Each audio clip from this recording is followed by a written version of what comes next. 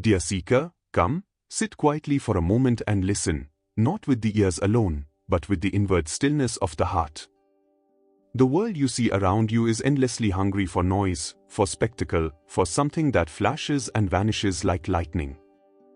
People chase miracles the way children chase fireflies, hands stretched out, eyes wide with excitement, yet never stopping long enough to ask why the light shines at all. If someone reads minds, crowds gather. If someone heals with a touch, stories spread like wildfire. If someone predicts tomorrow, faith is borrowed in a hurry.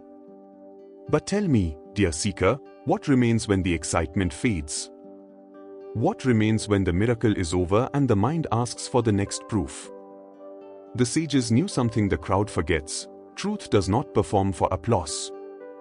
The deepest realities move silently, like the roots of a great tree growing underground, unseen yet holding the entire weight above. A drum makes noise because it is hollow, a mountain remains silent because it is full. In the same way, the soul that has touched God does not shout, "Look at me." It whispers, "Look within." Miracles may shake the senses, but they rarely transform the heart. They can make you curious, even devoted for a time, but curiosity is not surrender, and amazement is not realization. The quiet saints understood this well. They allowed mystery to exist, but they did not feed it. They allowed wonders to happen, but they did not advertise them. For their concern was not to impress the eyes of the world, but to awaken the sleeping soul of the seeker. So before we speak of miracles, dear seeker, ask yourself gently, do you want to be impressed, or do you want to be free? Because the path we are about to walk is not lit by fireworks, it is lit by a small, steady flame that leads inward, where the greatest miracle has always been waiting. Dear seeker, understand this gently and without haste. The human mind is irresistibly drawn to mystery because mystery humbles it. The mind spends its life believing it knows, controls, and understands, and when it encounters something it cannot explain, it pauses in wonder. That pause feels sacred, so people often mistake it for spiritual awakening. When something extraordinary happens, when a thought is revealed before it is spoken, when an illness eases without explanation, when an unseen event is foretold, the mind bows, not in devotion, but in astonishment. And astonishment feels powerful. It feels like standing at the door of truth. Yet, dear seeker, standing at the door is not the same as entering the house. Mystery attracts because it shakes certainty, but it does not necessarily dissolve ego. In fact, it often strengthens a subtle form of ego. I have seen something special, I follow someone extraordinary, I am close to power. The sages observed this long ago and smiled quietly, knowing how easily seekers confuse amazement with transformation. Mystery is meant to soften you, not to bind you. It is meant to turn your gaze inward, not fix it outward. When mystery becomes entertainment, spirituality becomes a marketplace. When mystery becomes obsession, the seeker forgets the goal. True teachers therefore allowed mystery to exist but never encouraged dependence on it. They knew that if faith rests on wonders, it will collapse the moment wonders disappear. But if faith rests on inner experience, on peace, humility, love, and clarity, it grows even in silence. Dear seeker, mystery is like a fragrance carried by the wind. It tells you that something real is nearby, but if you chase the fragrance instead of the flower, you will wander endlessly. Let mystery invite you, not imprison you. Let it whisper, not command. For the purpose of mystery is not to make you stare, it is to make you walk inward, where no spectacle is needed, and where truth reveals itself without drama. Dear seeker, the one who truly carries inner power walks with great restraint, just as a person carrying a lamp in strong wind shields the flame with both hands. Power that is genuine does not rush to display itself, because it understands the danger of exposure. The sages knew that the moment a miracle is performed for attention, something subtle is lost within. Restraint is not weakness, it is wisdom matured through insight. A shallow stream makes noise as it flows, but a deep river moves silently, knowing its own strength. In the same way, the spiritually awakened soul becomes quieter, gentler, and more careful, not eager to convince others of anything. Dear seeker, this restraint is what gives true credibility. When someone refuses to perform, refuses to advertise, refuses to impress, the heart instinctively trusts them. Why? Because ego thrives on display, but truth does not need witnesses. The saints understood that miracles, when shown openly, can intoxicate both the giver and the receiver. The giver may begin to feel special, and the receiver may become dependent, chasing signs instead of surrender. Both lose balance. So the wise ones hid their powers the way a mother hides sharp tools from a child, not out of denial, but out of compassion. They knew seekers are easily distracted, easily impressed, and easily delayed. If wonders are emphasized, the seeker may remain stuck at the level of amazement and never move toward transformation. Dear seeker, restraint protects purity. It keeps the heart aligned with God rather than approval. It ensures that the path remains inward, not outward. A teacher who restrains power teaches without words, by presence alone. And presence changes more than performance ever could. So remember this quietly: the absence of spectacle is often the strongest sign of authenticity. Where there is deep realization, there is simplicity. Where there is simplicity, there is peace. And where there is peace, God is already near. Dear seeker, when people speak of mind reading, their voices often tremble with awe, as though they have touched something divine and dangerous at once. But listen calmly and without fear. What is called reading minds is often nothing more than clarity meeting confusion, stillness meeting noise. A pure and disciplined mind becomes like a clean mirror. It does not try to know, yet it reflects whatever stands before it. When a seeker approaches such purity, their thoughts, worries, and unspoken burdens rise to the surface naturally, the way mist appears when warm breath meets cool air. The saint does not invade, the mind reveals itself. Yet the danger, dear seeker, lies not in the insight itself, but in how it is understood. If you believe someone knows your thoughts, fear may arise.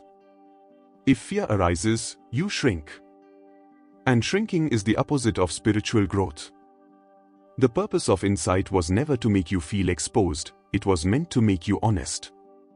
When a saint reveals something hidden, it is not to display power, but to loosen your grip on secrecy, guilt, or self-deception. Still, wisdom teaches restraint even here. A realized soul rarely speaks of what they see, because unnecessary revelation feeds ego on both sides. The seeker may feel special, and the guide may be tempted to confirm authority. Both outcomes delay liberation. Dear seeker, the true miracle is not that another sees your thoughts, it is that you begin to see them yourself, clearly and without judgment. When awareness turns inward, mind reading becomes irrelevant, because nothing needs to be hidden anymore.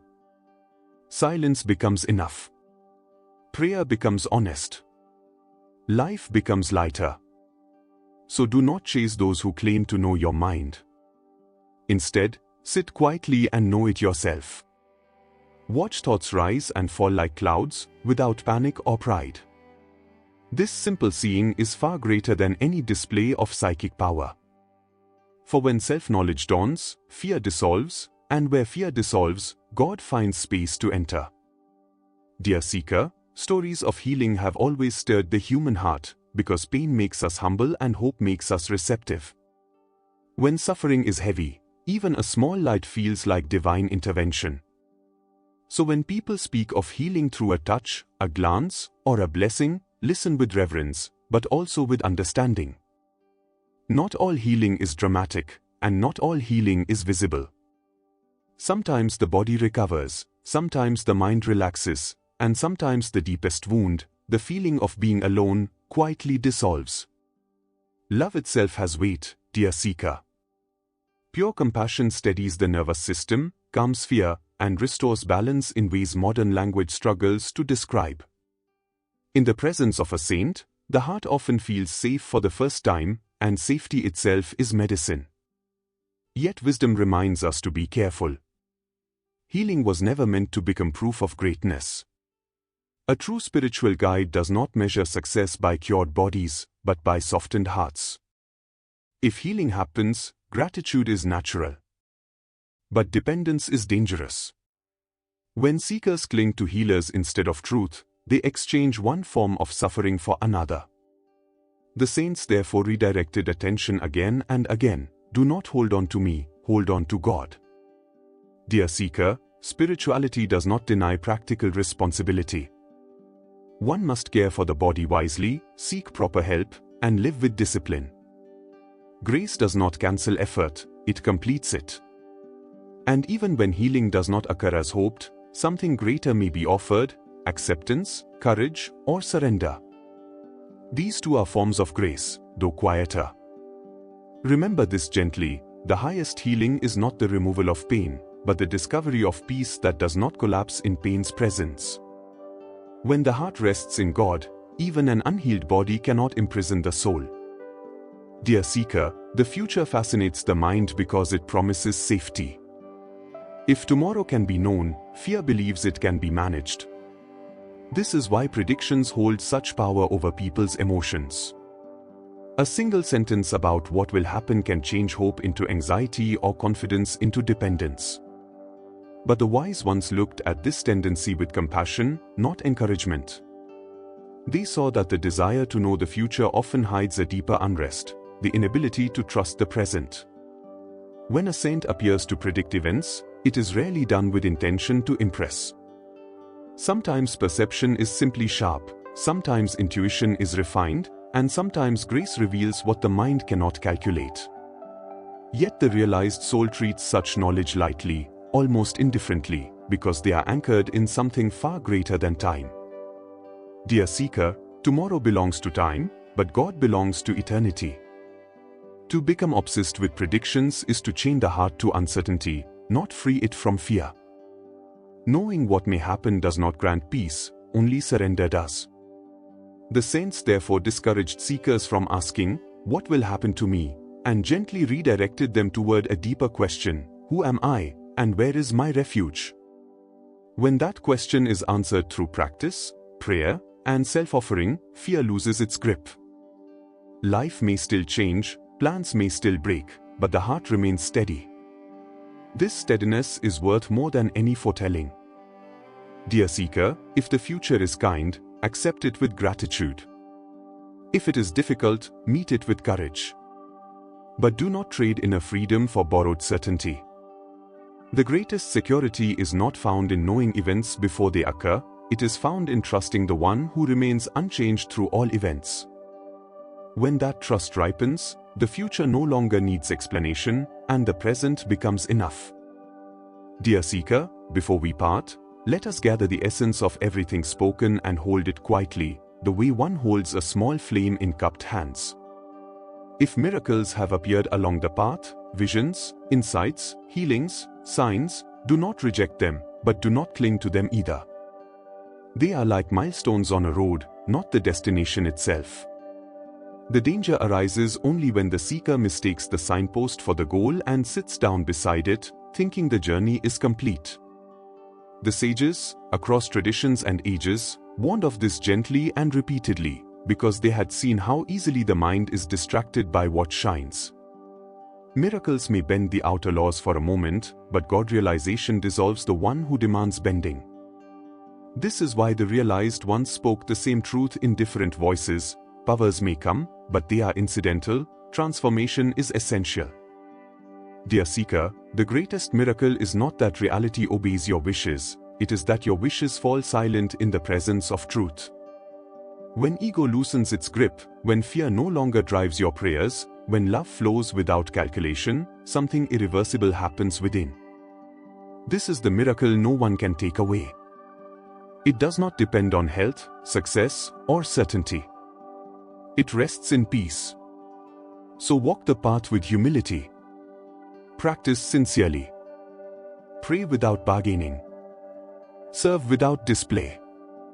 And if something extraordinary occurs, bow inwardly and continue walking. Do not build your home around wonder, build it around surrender. Remember this final compass, dear seeker, and let it protect you from confusion. He never valued miracles, only God realization. When this understanding settles in the heart, even the ordinary becomes sacred, and life itself turns into a quiet, continuous prayer. Dear seeker, as we come to the quiet end of this reflection, do not rush back into noise. Let these words settle like dust after a long journey, revealing the ground beneath your feet.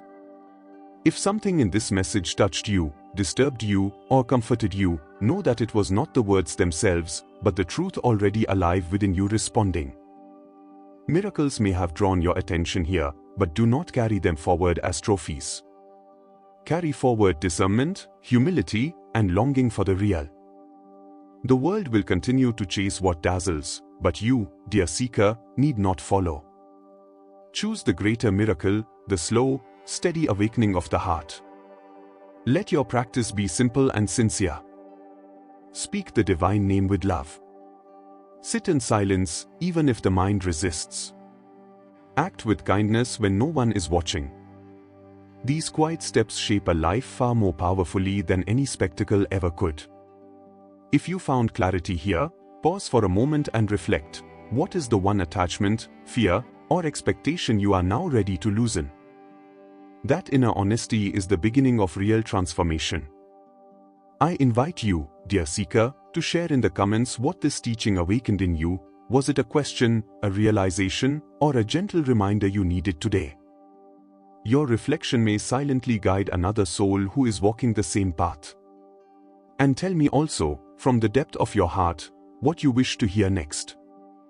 Would you like to explore devotion, silence, ego, surrender, or the life and sayings of saints? This space exists not for preaching, but for shared inward travel. If you feel moved, stay connected, return often, and walk this path with patience and courage. Remember always, He never valued miracles, only God realization. May that understanding grow within you day by day, until life itself becomes worship and every breath becomes prayer. Jai Guru Dev.